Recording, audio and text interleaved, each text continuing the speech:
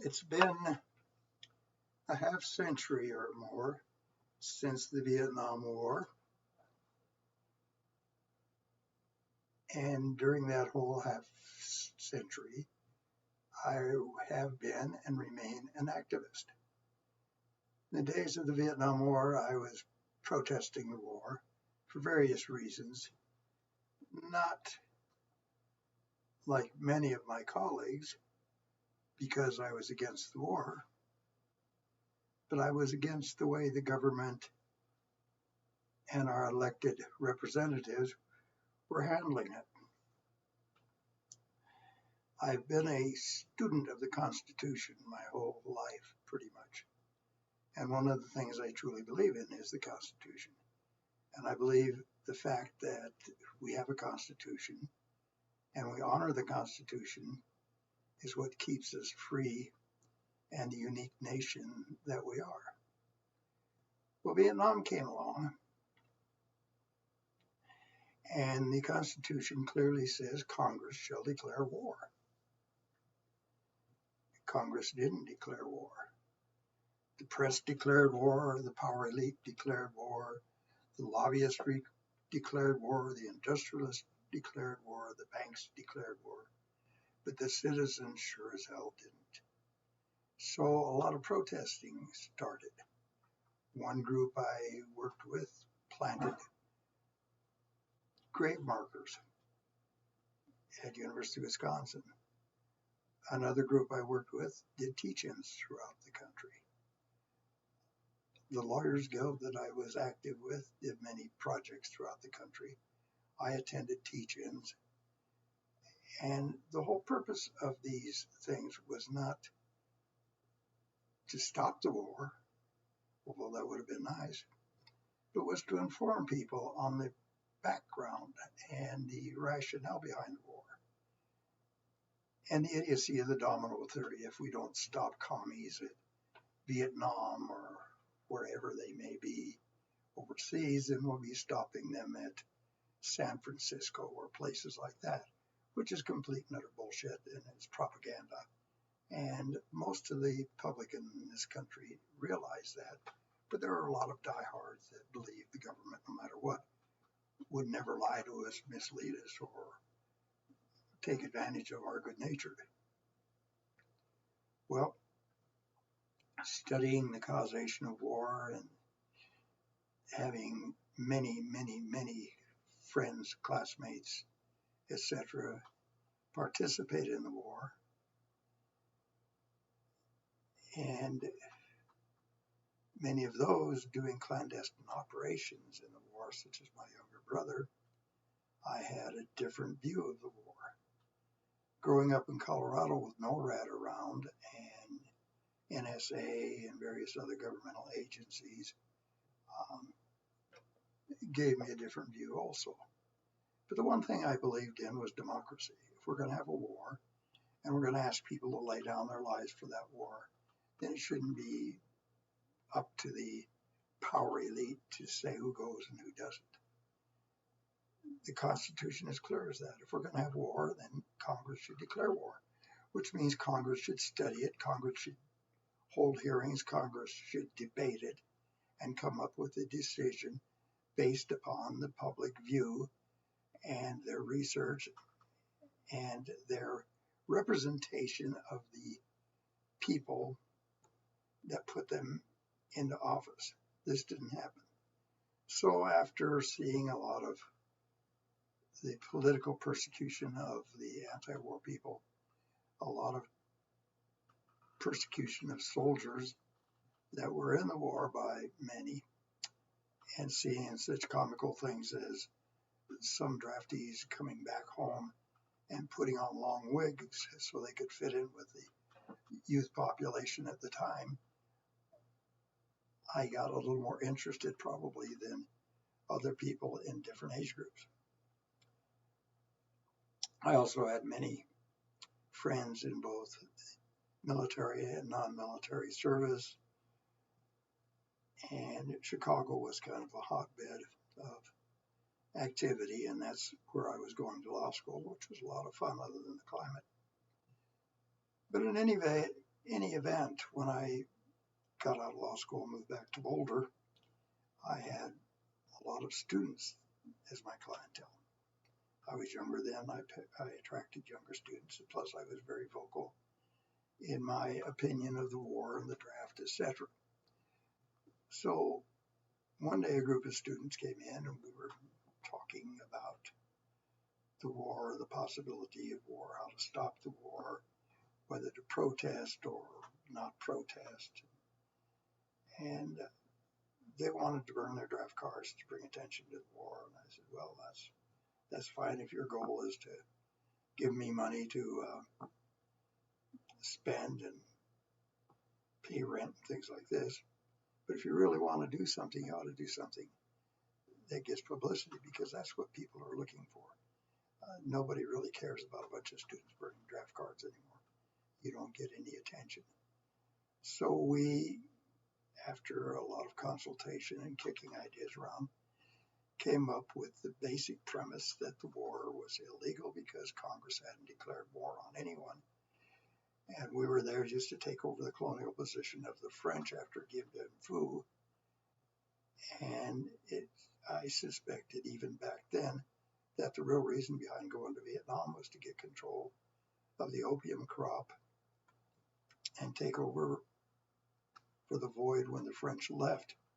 At the time, it was called French Indochina, and Marseille, a French port, was one of the biggest heroin refining areas in the world. And the bullshitters said that this was because Turkey was near there and the dope was coming from Turkey. And those of us that read and could think could see it was coming from Southeast Asia, along with rubber from rubber tree plants and things like this.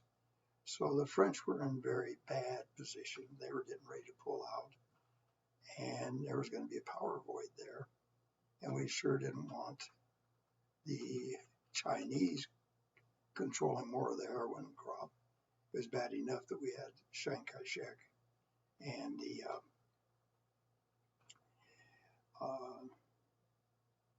American backers of time and things like this, General Chennault, and this whole group of heroin smugglers. So we circulated the petition. I got a lot of publicity. The war got a lot of publicity. But Congress still didn't catch on and hold hearings on whether or not to declare war. They passed something called the Gulf of Tonkin Resolution and things such as this. Well, now, 50 years later, we got a situation where they've privatized a lot of the war functions through companies like Blackwater.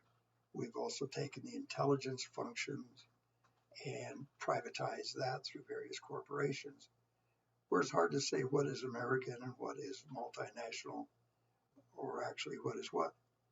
There is something that goes clear back to before the Vietnam War, and even before War Crimes Tribunal and World War II. And that was the duty of somebody in the armed forces to not obey an unlawful order.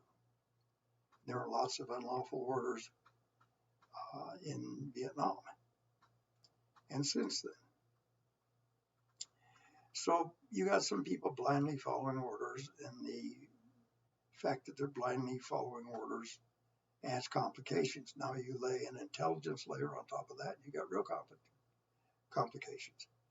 You've also got precedent that a war crime is a crime, and an order to commit a war crime is a crime. Now, common law, in any time, in a legal sense, somebody commits a crime, there's a duty to report it. If you hide that crime, it's called misprision of a felony. Now, we look at our classification system here, and what we're doing is we're covering up. We're committing felonies, we're committing war crimes, and we're prosecuting any whistleblower that might bring it to the attention of the press or try to bring it to the attention of the public. So if we get somebody murdering civilians or terrorizing them or taking drones and randomly targeting people just to scare the shit out of them. That's a war crime. And when it comes to the attention of the public through the press, the government, rather than admitting to war crime and prosecuting the facilitators, they prosecute the so-called whistleblower. You can see this with Snowden and all kinds of things. My personal belief is that the real criminals are the ones that try to hide this. The bureaucrats that classify things as classified so that they won't get embarrassed or their agencies won't get embarrassed, I think are more criminal than murderers. The government officials taking a U.S. paycheck, violating their oaths of office, is a more heinous crime than somebody starving to death and pulling a bank robbery to feed his family. These people should know better. They are educated, they have advantages, and they shouldn't be able to hide behind security regulations, particularly when the security regulations are supposed to be for the national interests and not for the individuals that want to circumvent the law or cheat or commit murder or mayhem or whatever.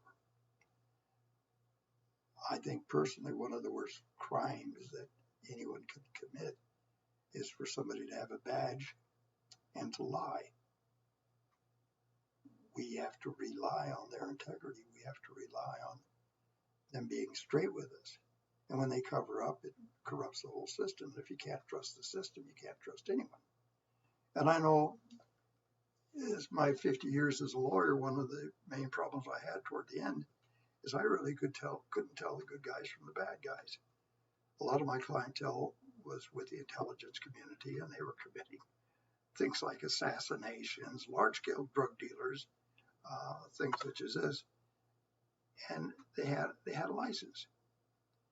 Where some of the poor people I represented, the minorities, etc., got involved in drugs and they went to jail, some of them for a very long time. And some of my CIA clients, some of whom were actually assassins, somehow didn't seem to go to jail. And some of them even were essentially fingered by the government to be killed, such as Barry Seal, who was put in a position to be murdered by the cartel by Oliver North. Nobody really talks about that, but you look at Barry Seal, he was smuggling cocaine and other drugs and weaponry for the government. And they photographed him on a false flag operation, trying to convince the public and the press that the Contras were the real criminals rather than the CIA. And they got a picture of him with George Ochoa loading his airplane. Ochoa knew what the incident was, and a week later he was dead. That was supposed to be a clandestine war. It wasn't. It was a public relations war. And whoever had access to the press the best is the one that won that war. And you know, there's a case that I worked on with Dan Sheehan of the Christian Institute, where our own people blew up some reporters in Costa Rica in order to put the blame on the enemy and get funding for the war. I mean, this is real criminal activity, and we should be watching that. We should be investigating it. You know, I think if our government wants to do things like that, that's okay, but they should do that at their own risk and not hide behind the cloak of security classification or secrecy or whatever. Somebody that would classify that stuff, in my view, is an accessory to a crime, accessory to murder generally. And I don't think we should stand for that. I think we've got to start saying, we are such and such, this is us, this is our country, this is what we stand for, this is what we're here for, this is what we believe in, this is what we don't believe in. And one of the things we can't really abide is situational ethics and circumventing law, procedure, and committing murder for the sake of government security. That's just totally wrong. And our moral compass is totally wrong. And we shouldn't allow that. We should be up in arms. We should. I can remember when a lot of the Watergate things happened. And after that, there was the Iran-Contra investigation, the Senate Select Committee on Intelligence investigation. And they were worried about Fifth Amendment and worried about prosecution and things like that. At the time, I publicly commented that was bullshit. I think rather than worry about Fifth Amendment, rather than worry about constitutional process and prosecuting people like Oliver North for some sort of crimes, we should immunize the whole group of them, haul them in front of Congress, immunize them, and find out how could a lieutenant colonel get this much power? Or is he covering up for someone like Poindexter? Having a lot of connections in the military, including teachers at the War College, I can't believe in my lifetime somebody who was a lieutenant colonel could have had that kind of power to blockade a harbor and to do illegal weapons trade and start the whole investigation of what they call the Iran-Contra affair. To me, that's just total and utter bullshit. So how does it work? How did we get in this position? How is it that the heroin trade that I discovered in Albuquerque and Travis Air Force Base, where they were packing corpses out of Vietnam with heroin, flying them to Travis, then to Albuquerque and up the San Luis Valley into distribution centers out of Pueblo. That was happening in the 60s. That was happening when we were in Vietnam. All those people involved in that are dead or retired. But the drug trade is still going on and is run pretty much by the intelligence agencies. How is this happening? I don't know that we should be for it or against it. It doesn't matter. But I think we should have a voice. And I also think that we shouldn't allow various forms of the government fund their own projects without going through Congress. That's the way our government was set up. Congress signs the checks. Congress appropriates the money. And if these assholes don't like that, then they can quit.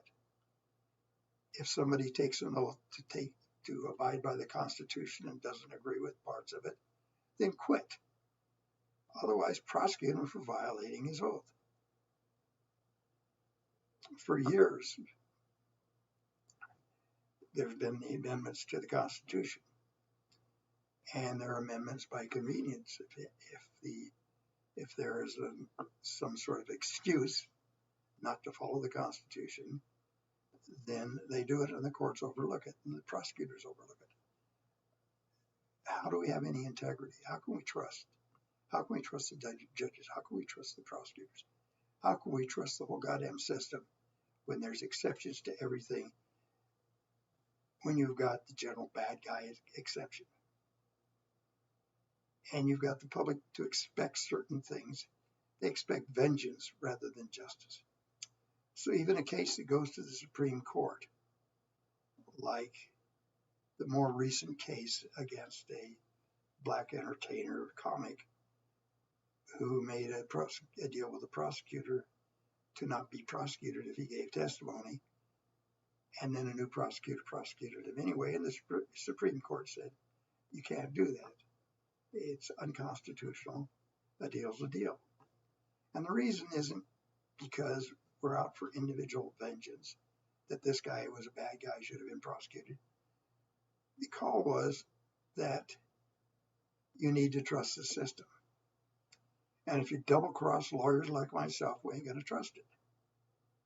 And how are you going to get anywhere? There was a time when a prosecutor in Colorado, that when I first started practicing, said you either plead guilty or go to trial. Well, a bunch of us said, okay, we'll go to trial. And we set a lot of cases for trial, backlogged the docket about 2 years. And all of a sudden he had to come up with a prioritization scheme for cases. So part of it is we have ambitious and sometimes ignorant or sociopathic prosecutors. These this is where the judge's pull comes from, and we've got a whole corrupt system. So we have to take a look at this. Getting back to the constitutional amendment of not drafting a Colorado citizen without a declaration of war, that is the type of standard we should hold our legislators to, our governors to. If the rules say this is what you should do, then you should do it. And if you don't like it, resign or work on amending the Constitution or amending the rules.